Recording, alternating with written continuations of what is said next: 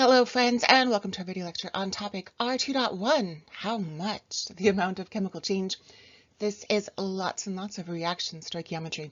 Our guiding question for the day, how are chemical equations used to calculate reacting ratios? These are our understandings. If you want to pause the video and read them, do it now. And our objectives for today, we are going to define these super cool things called stoichiometric ratios. We're going to use those ratios to determine limiting reactants, excess reactants, and theoretical yields. We're then going to use those theoretical yields to figure out percentage yield. Lots and lots of math today, so definitely have your calculator and data booklet nearby if you don't have them already. Stoichiometry is simply the math of chemical reactions. We're going to use our coefficients, our stoichiometric coefficients, remember that sometimes they are invisible ones, to build our mole ratios. We can talk about the ratio of methane to oxygen. That ratio is 1 to 2. We can talk about the ratio of oxygen to carbon dioxide. That ratio is 2 to 1. We can talk about the ratio of oxygen to water produced. That ratio is 2 to 2. All of these ratios help us do our stoichiometric calculations. We're going to use those ratios to build some sandwiches. My favorite sandwich recipe is 2 slices of bread and 1 slice of cheese and 3 pickles combined to make 1 sandwich. I can build ratios from this recipe. For every 2 slices of bread, I'm going to need 1 slice of cheese. If I want to make 1 sandwich, I'm going to need 3 pickles. We can use those ratios to determine how many sandwiches we can make given some ingredients. If I have 4 slices of bread and I build a railroad track and I know that I need 2 slices of bread for every 1 sandwich that I want to make, then bread, top and bottom cancel out, and 4 times 1 divided by 2 is 2. I can make 2 sandwiches. If I have 2 slices of cheese and my ratio of cheese to sandwich is 1 cheese to 1 sandwich, then I can make 2 times 1 divided by 1 is 2. I can make 2 sandwiches. If I have 6 pickles and my ratio of pickles to sandwiches is 3 to 1, 3 pickles to every 1 sandwich, pickles top and bottom cancel out, 6 times 1 divided by 3 is 2 sandwiches. So if I want to make 2 sandwiches, I need 4 slices of bread and 2 slices of cheese and 6 pickles. This makes sense because I can take my whole entire recipe and multiply it by 2 and get those ratios. But what if I don't have perfectly scaled ratios? I can figure out the total number of sandwiches that I can make given my limited ingredients. If I have 6 slices of bread and I have 2 breads per 1 sandwich, I could potentially theoretically make 3 sandwiches. If I have 1 slice of cheese and my ratio is 1 cheese to 1 sandwich, I can only make 1 sandwich. If I have 12 pickles and my ratio is 3 pickles to 1 sandwich, pickles top and bottom cancel out, 12 times 1 divided by 3 is 4. I could make 4 sandwiches, except I can't actually make 4 sandwiches because I can only make 1 sandwich with my 1 slice of cheese. We are going to run out of cheese and have some leftover bread and quite a few leftover pickles. We're going to call cheese, in this case, our limiting reactant. It is what is going to limit the number of sandwiches we can make. We are limited to only 1 sandwich because we don't have enough cheese to make more sandwiches. All of this works the same way in chemistry, except that we call our recipes balanced chemical equations. Here I have 1 mole of nitrogen and 3 moles of hydrogen react to produce 2 moles of ammonia. I have ratios just like I did with my sandwiches, 1 nitrogen to 2 ammonias, which I can use to figure out how much ammonia I can make if I have 2 moles of nitrogen. We're going to put 1 N2 on the bottom so that our N2s cancel out, and then I'm going to put my 2 NH3s on the top so that I can figure out how much ammonia I can make if I have 2 moles of nitrogen available. 2 times 2 is 4, divided by 1 is still 4. I have the potential to make 4 moles of ammonia. What about if I have 6 moles of hydrogen? How much ammonia could I make? We're going to use the ratio of 3s and 2s. 3 hydrogens to 2 ammonias is going to give us, cancel out hydrogen top and bottom. 6 times 2 is 12 divided by 3. That's going to give us a grand total of 4 ammonias. This makes sense because if I take this whole thing and multiply it by 2, we're going to get 2 nitrogens and 6 hydrogens produce 4 ammonias, which is exactly what all of those ratios told us. What if I don't have perfectly scaled ratios, kind of like we did with our sandwiches? So if I have 4 moles of nitrogen, and my ratio is once again 1 nitrogen to 2 ammonias, my nitrogen top and bottom cancels out, and we are left with 4 times 2 divided by 1 is 8. 8 moles of ammonia could be produced from those 4 moles of nitrogen. But my hydrogens, my ratio this time is 2 ammonias to 3 hydrogens. We're going to cancel out those hydrogens, top and bottom. When we do our calculations, 4 times 2 is 8 divided by 3. That's 8/3. That's 2 2/3, or 2.6 repeating moles of ammonia. That's a lot less ammonia. So my limiting reactant, the thing that is going to limit how much ammonia I could potentially make, is hydrogen. I'm going to run out of hydrogen first. We are going to have an excess of nitrogen. We can do all of that thinking in a table, and who doesn't love a good data table? So here again is our recipe for ammonia. 1 nitrogen and 3 hydrogens is going to produce 2 ammonias. We can organize our initial number of moles. Remember that N is per mole. Let's say that I'm going to start with 2 moles of nitrogen and 7 moles of hydrogen, and because we haven't allowed these to react yet, we're starting with 0 moles of ammonia. There is none to get going. We can figure out our limiting reactant. A little bit of a shortcut is to divide each of our given numbers of moles by the coefficient in the balanced equation. So 2 divided by nitrogen is a 1, is 2. And 7 divided by 3 hydrogens is going to be 2 1/3. And of course, we don't have to do the product because we're looking for the limiting reactant. And the product is never going to be the limiting reactant because it's a product, not a reactant. So now let's figure out how many moles we're going to use up. Because nitrogen is limiting, it's a smaller number than is our hydrogen number. We're going to use up all of the nitrogen. So we're going to use up both of those moles of nitrogen, down 2 moles. And that's going to leave us with 0 moles of nitrogen because nitrogen is our limiting reactant. How much of this hydrogen are we going to use up when we use up all of the moles of nitrogen? Well, if I have 2 moles of nitrogen getting used up and my ratio of nitrogen to hydrogen is 1 nitrogen to 3 hydrogens, then I need 2 times 3 is 6 hydrogens. I need to use 6 hydrogens because they're in a ratio of 1 to 3, and I have 2, and 2 to 6 is the same as 1 to 3. I'm going to use up 6 moles of hydrogen. I started with 7. 7 minus 6 is 1. I have 1 mole of hydrogen in excess. That means extra or left over. Let's look at our theoretical yield. How much ammonia could we make? Well, my ratio of 2, we always go back to the limiting reactant. I have 2 nitrogens, and my ratio of nitrogen to ammonia is 1 nitrogen to 2 ammonias. Nitrogen top and bottom cancel out, and 2 times 2 is 4. We should be able to make 4 moles of ammonia, and so our theoretical yield, the amount of ammonia that we should be able to make is 4 moles of ammonia. Let's do a really big practice problem. Let's say that we've got 12 grams of magnesium placed in an Erlenmeyer flask with 125 cubic centimeters of hydrochloric acid that has a concentration of 2 moles per cubic decimeter. We want to figure out the theoretical pressure of hydrogen gas produced if it is collected in a 0.5 cubic decimeter container at 22 degrees Celsius. That's a lot. But always, always, always the first step is to build a balanced chemical equation. So we have magnesium and we have hydrochloric acid combining. They are going to react in a single replacement reaction. We're going to make some MgCl2 because we're going to balance out our charges.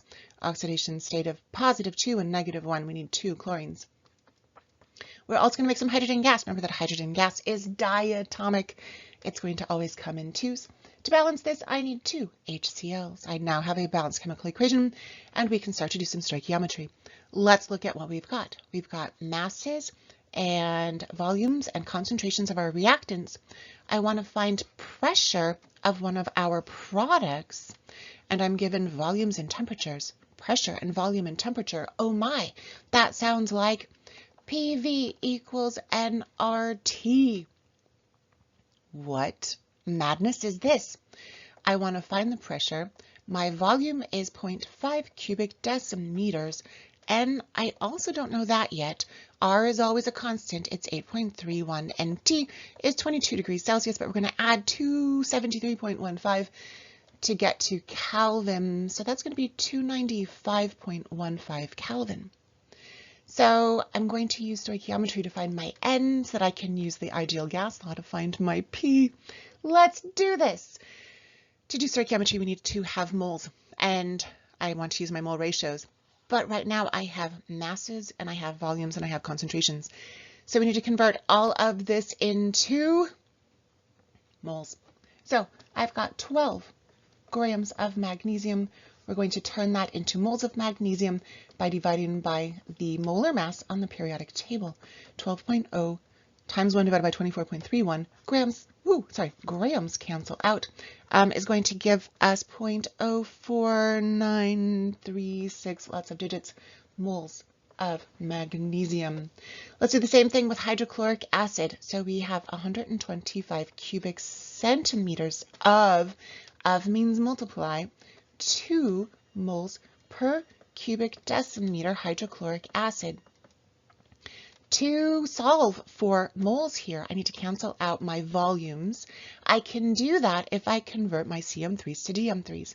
We do that by dividing our cubic centimeters by 1,000, and now my C is a D. And when I multiply DM to the positive 3 by DM to the minus 3, those cancel out. We're left with moles, which is exactly what we wanted to find. So 0.125 times 2 is going to give us 0.25 moles of HCl. I need to look at my moles to figure out which one is our limiting reactant, because I can only make as much hydrogen as my limiting reactant is going to allow me to. Our shortcut for finding the limiting is to divide by the coefficients in the balanced equation. So the coefficient for magnesium is my invisible 1. The coefficient for HCl is a 2. I don't even actually have to do this division, because just by looking at it, I know that 0.4936 divided by 1 is less than 0.25 divided by 2. No, not less than, more than. Oh my gosh, sorry. This is definitely going to be the less than one.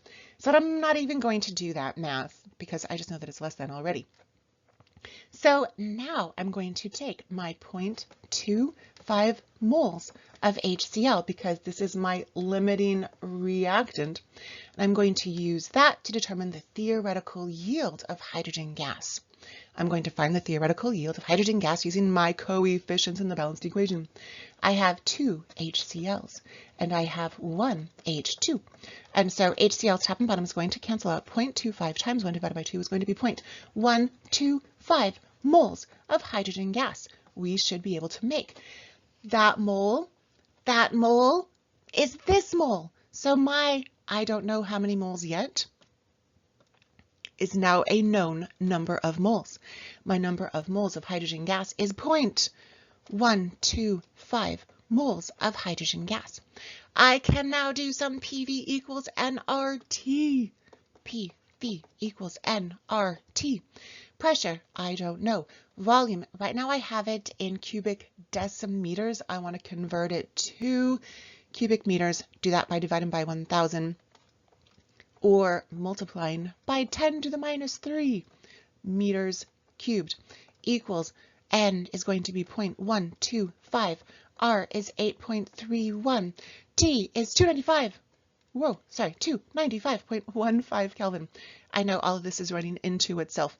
To solve for P, we're going to divide both sides by 0.5 times 10 to the minus 3 cubic meters. And when I plug all of that into my calculator, P turns into 612.862, lots of decimal places. And this is going to be in pascals. Now that we are at the very, very, very end of all of our math, we are going to do a sig fig check. So go back to the problem. Let's scan. Well, how many sig figs do I get to keep?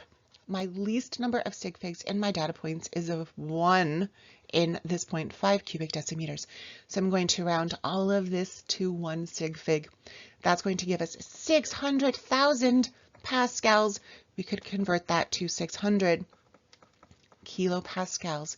This is the pressure of the gas that we should produce when we react 12 grams of magnesium in that flask with 125 cubic centimeters of 2 mole per cubic decimeter hydrochloric acid. More practice problems. So another 12 grams of magnesium, but now we're going to combust it in a 10 cubic decimeter sealed chamber that has oxygen gas at STP. Let's figure out the theoretical yield of magnesium oxide. So once again, balanced chemical equation is our must beginning step.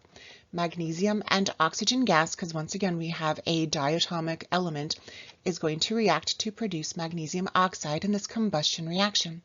I have 2 oxygens, so I needed 2 here, therefore a 2 there. Now I have my balanced chemical equation. We need to figure out our limiting reactant to figure out the theoretical yield of magnesium oxide. To do that, we have to turn all of our stuff into moles. So I've got those 12 grams of magnesium one more time, divided by the molar mass of magnesium on the periodic table is 24.31 grams per mole. 12 divided by 24.31 gives us, one more time, 0.4936, lots of digits, moles of magnesium. Oxygen, I have 10 cubic decimeters at STP. How is that going to help me figure out how much oxygen I have in moles of STP? Molar volume of a gas at STP is 22.7 cubic decimeters per mole. That's given to us in our data booklets. So now I can cancel out cubic decimeters. I'm going to have moles left. 10 times 1 divided by 22.7 is just about 0.4405, lots of decimal places, moles of oxygen. So now to figure out my limiting, I have to divide by the coefficients in the balanced equation. Divide that by 2, divide that by 1, because I have 2 magnesiums, invisible 1 oxygen. I don't even actually have to do the division. I can see that this is going to be less than this. And so my limiting reactant is magnesium. So we have 0.4936, lots of decimal places, moles of magnesium. I want to convert that into magnesium oxide. My ratio is 2 magnesiums to 2 magnesium oxides. That's easy math because even the 2's cancel out. And so we're going to have 0.4936, lots of decimal places, moles of MgO. But I don't want moles, I want to know this in grams. So one more little piece of railroad track. We're going to turn our moles of magnesium oxide into grams, moles on the bottom, molar mass on the top. The molar mass of magnesium oxide is 24.31 plus 16. That is 40.31 grams per mole. Moles cancel out top and bottom, and that should give us 19.897, lots of decimal places, grams of magnesium oxide. Now that we are at the end of all our math, we're going to do our sig fig check. I have 12. 12 has 3 sig figs, not 12 sig figs. 3 sig figs, 3 sig figs. We're keeping 3. 1, 2, 3. That 9 turns that 8 into a 9. We have 19.9 grams of magnesium oxide should be produced. But what if we go to the lab and we do that experiment where we react our magnesium and our hydrochloric acid, and we were supposed to theoretically, math said we were going to make 19.9 grams of magnesium chloride because that's what our previous slide said. But then when we do it and we measure the magnesium chloride that we produced, the experimental yield, we only made 16 grams. What happened? Well, reality happened. It is very uncommon for us to actually be able to make as much stuff as we're supposed to make because our glassware is dirty and our water was contaminated and our reactants are oxidized, and all kinds of things can happen. Reality is never as good as the theoretical. So sometimes we like to calculate this thing called percent yield, and we're going to figure out what percent of what we should have made did we actually make when we did the experiment. This formula is not given to us in the data booklet. You need to memorize it. So our percent yield is going to be how much we actually made in the experiment. We actually made only 16 grams. We're going to divide that by how much we should have made, our theoretical yield. We should have made 19.9 grams. Multiply that by 100 to turn it into a percent. And 16 divided by 19.9 is going to give us just about 80%. So we made just about 80% of what we should have made, 80% yield. And on that note, my friends, hopefully you're feeling pretty good about being able to answer how chemical equations are used to calculate reacting ratios, those stoichiometric ratios, which was our first objective. We talked about those limiting reactants, excess reactants that we have extra of, theoretical yields, and how we can use theoretical yields and experimental yields to calculate percent yields. Great work today.